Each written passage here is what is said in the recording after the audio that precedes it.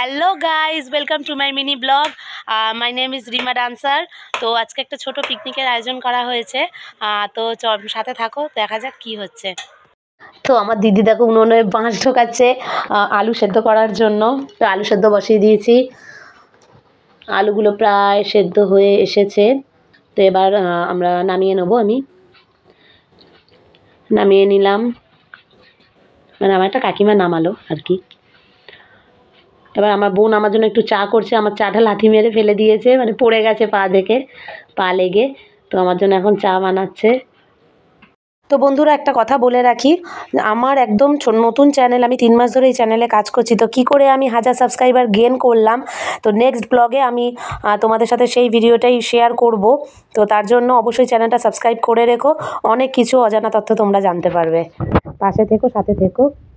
তো আমার বোন চা নিয়ে চলে এসেছে, দেখো। আমার চাটা ফেলে দিয়েছে বলে বেচারি আবার চা করে নিয়ে এসেছে আমার জন্য।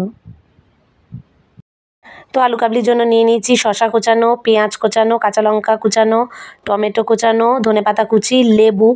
যে প্রবলেমটা হলো তেঁতুল ছিল না, আনতে যাওয়ার লোকও ছিল না। তেঁতুল ছাড়া একটু কেমন কেমন লাগছিল, বাট খুব একটা খারাপ লাগেনি, ভালোই হয়েছে।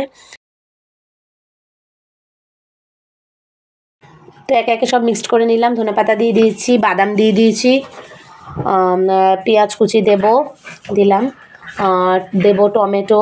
লেবুগুলো চিপে নিয়ে নিয়েছি আগে। টমেটো কুচি দেবো, ধনেপাতা কুচি দেবো।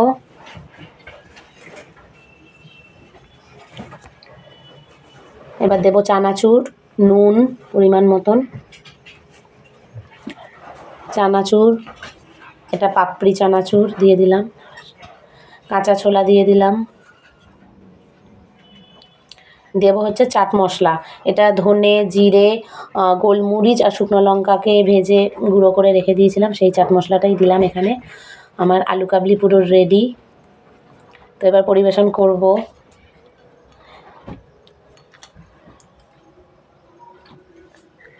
যে আমরা এবার পরিবেশন করছি আমি একে একে সবাইকে।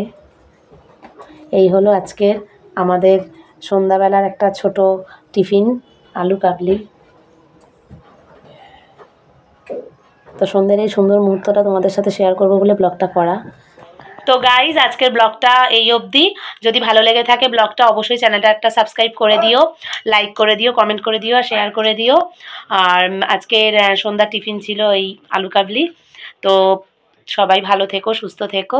Good night, tata.